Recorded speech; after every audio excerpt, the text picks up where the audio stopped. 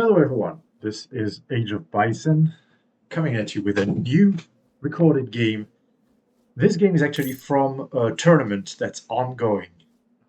It is the Sunbros Team 1v1 tournament. The rules are pretty simple. Each and every player is in a team. There are 4 teams. All the teams have captains, and during the matches, the players can get coached. And if you're familiar with tennis, it's a bit like the Davis Cup. Each and every player gets to score points for the team, and whoever has the most point wins. Simple. So, this is game 2, and I won't spoil the result of game 1. On the left side of the map, we have Iwo playing as the Dutch. And on the right side of the map, we got green playing as the Brits. We have Pistol Pete. This is Saguenay. The randomness has decided to put Saguenay in the winter version, so we won't have any livestock, unfortunately, which makes me very sad. We don't have the decks yet. Oh yeah, we have the decks for Pete. Pete's going for water boom oriented deck. Not 100% water oriented, but we do have the nice touch of having longbow decks along with water, because he'll obviously macro for food and wood if he wants to do water boom. So that's a nice touch. Bit unfortunate hunt there, but it's a bit mirrored. I wonder if we'll see any kind of water boom from any player. Dutch plain, so we won't see any water from Ewu. At least I don't think we will. Other than that, pretty standard Dutch deck, even though we don't have the church card in there. The church card got recently buffed, so it's a bit of a surprise. A lot of emphasis on H4 shipments. Other than that, a pretty standard Dutch deck.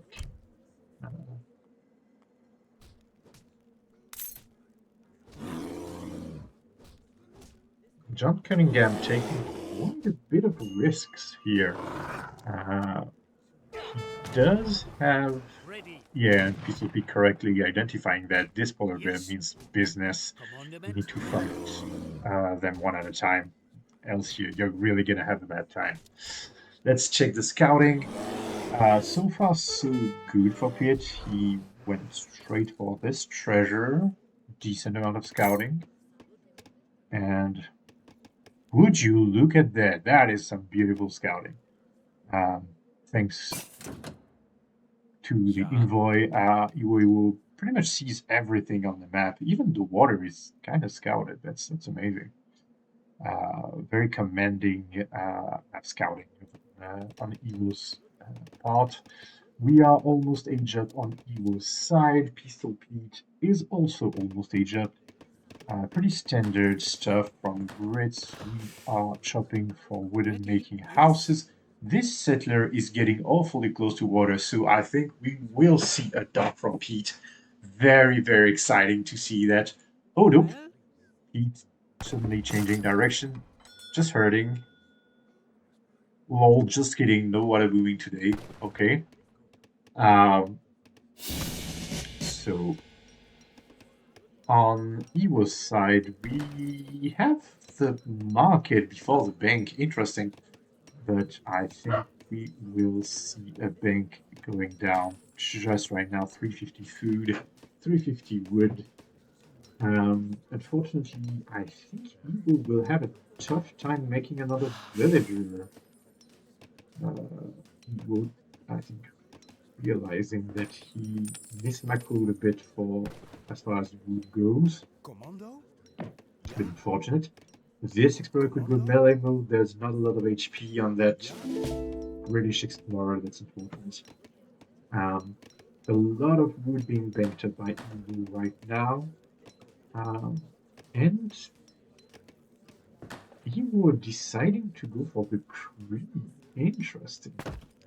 Going around the villager limit by adding some cream villagers.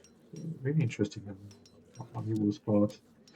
On the side of Pete, we have a racks and a stable.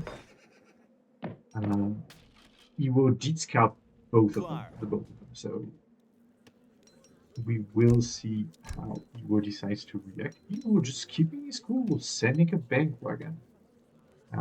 Very interesting. Very bold too. Because I don't think he'll have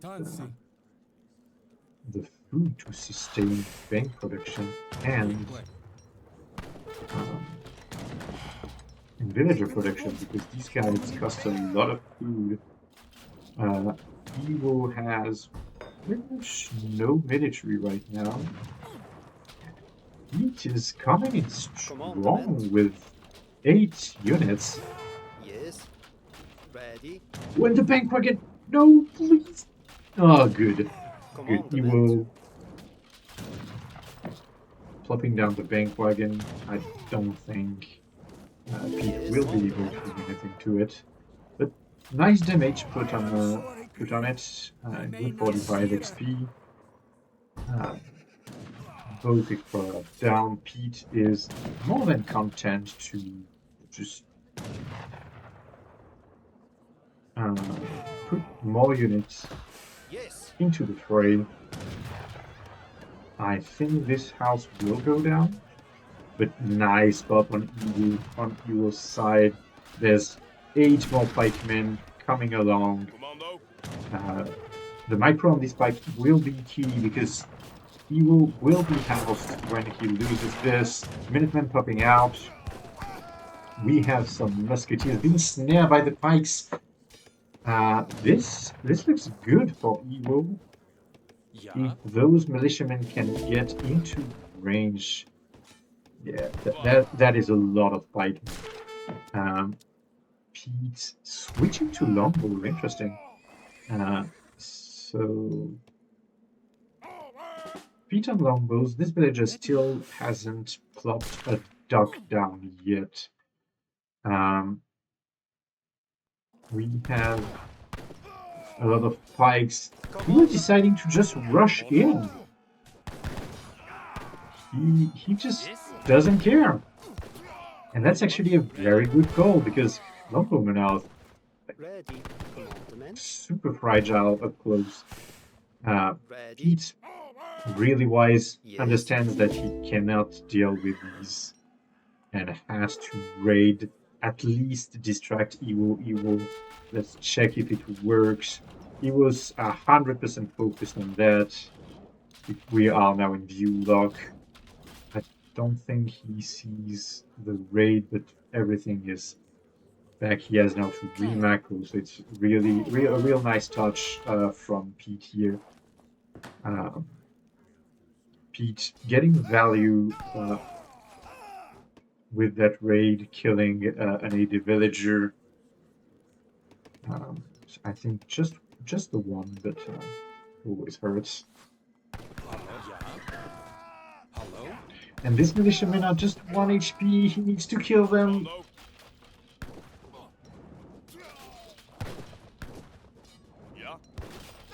That is such a good micro from Evo. That was amazing. Props to Evo, keeping 2 militiamen alive. What? God. Unfortunately, this micro is very costly because right now he's not making any village or anything. Evo just realizing it, and he may be able to get lucky with that. Unfortunately, Evo not deciding to kill the Rax. That's... Oh, but... Oh, and killing the Rax with the last torch of the pikeman. Good job, Evo. That was wonderful to see. So close, and now Pete's back to only making cav. If we do a quick villager tally, we have 32 villager for Pete, 21 for Iwu. Do keep in mind that he has 3 banks and this native post, so he will be able to catch up. 4th bank coming in. This market very important. He's floating a lot of coin, so this market basically will enable him to keep pumping out units even though he has no food gathered. The town center with a lot of damage. There's a lot of villagers in there. Unfortunately, I don't think this is worth it to idle that much villager. But I don't think he has the choice. And these skirmishers don't actually counter anything. That's going to be very unfortunate. You were realizing that and training some more pikes.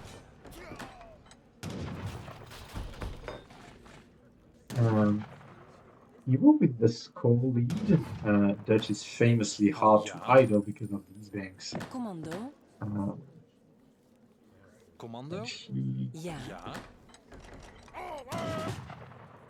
He's dancing right now. That's good. He will have to remacro his entire eco, which will take time. All the while, Pete hasn't been touched at home. 36 villagers and counting, because I think there's bound to be some manor houses going up soon. And the barracks is back up. We have a lot of longbow, 7 hussar on the field, and those pikes will just not be enough. And that could be. That could spell trouble for Iwo, definitely so. Iwo was losing one, not losing another villager, though. That's good. Iwo idling villager again and again and again. Eventually, this trade won't be worth it for Iwo, even though he's fighting under his TC. Commando?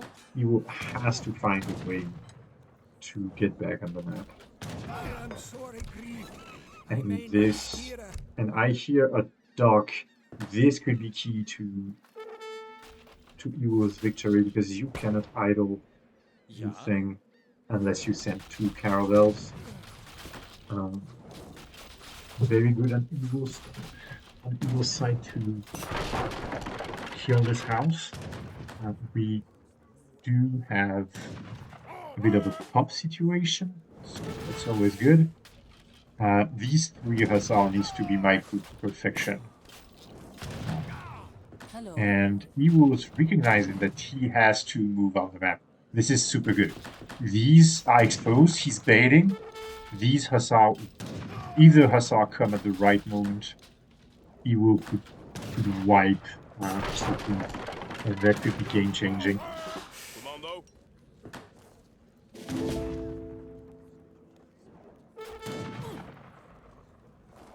Commando, klaar.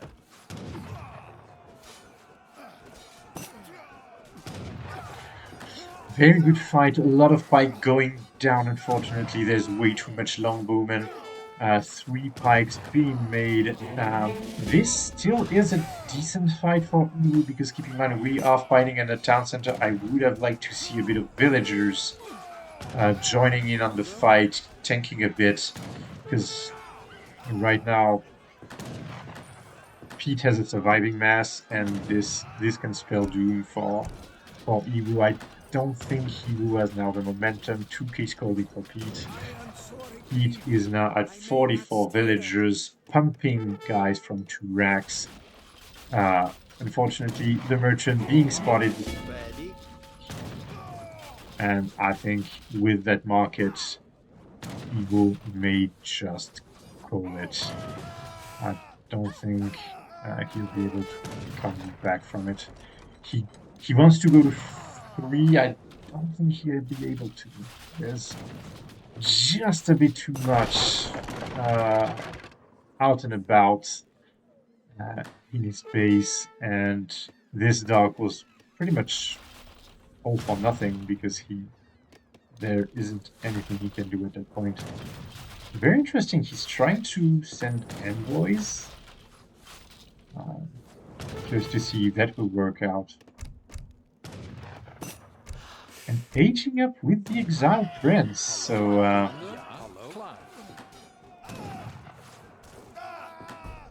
we are going to see if Ewo can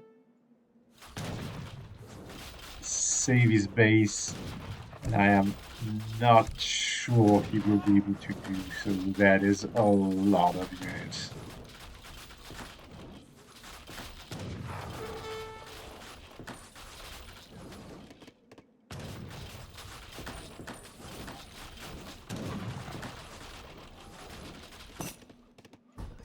That's it. He will still trying.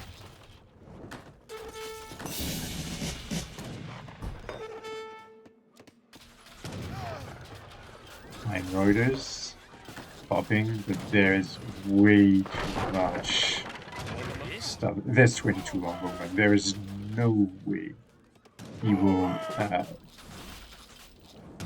gets back into this game.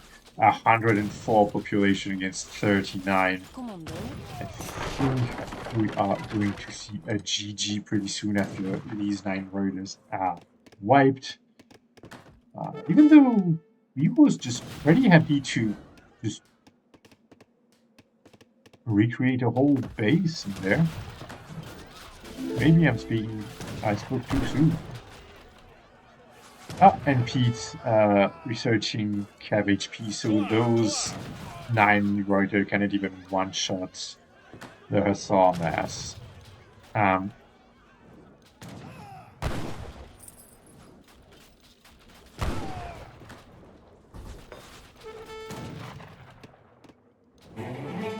As amazing as it may sound, Evo is still trying to make it work.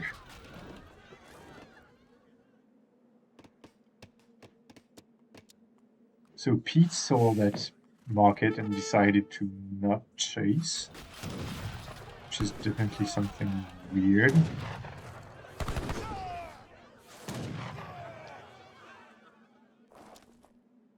He was training 1 Hussar and shipping halberdiers. Now, those Reuters may not have done the trick, but those halberdiers could definitely do so. 4 Hussar, 6 Reuters, and a dead shipping point. That's game. I think he was gonna call it very soon. Like, you cannot hope to get back in this game if you lose that shipping point. Unless he makes the fishing boat. I don't know if there's an island in the winter version. There is not. Yeah, and Evo calls it. I think there's no way you can get back into the game. All right, that was a pretty good game too. I think he will get just a little bit too greedy with that trading boost. If you're bank booming, I don't think you can afford to be too TC booming, sort of, with that trading post on the side. And Pete with the military just harshly punishing Ewo for having just one type of unit type on the field. Pistol Pete had a Rax and a stable. Ewo had just the Rax. And these native posts can only make skirmishers, so it's not like it really gave him any kind of military diversity. And even though he has a good kill death ratio, keep in mind this was at the cost of idling a lot of his economy. I think most of the kills here are RTC, RTC5. And yeah, obviously with that much pressure, Ibu was not able to gather that much. I think if we look at idle villagers, this is pretty much how we could sum up that whole game. Ibu trying to get to 3, idled, and Pete doing a wonderful job of using his civilization strength. Ritz is a really good H2 Civ. If you like what you saw, please consider subscribing. And if you're interested in following the tournament, there will be a link to the Sunbros Discord, and feel free to ask us for any update about the tournament. And we will see you guys next time.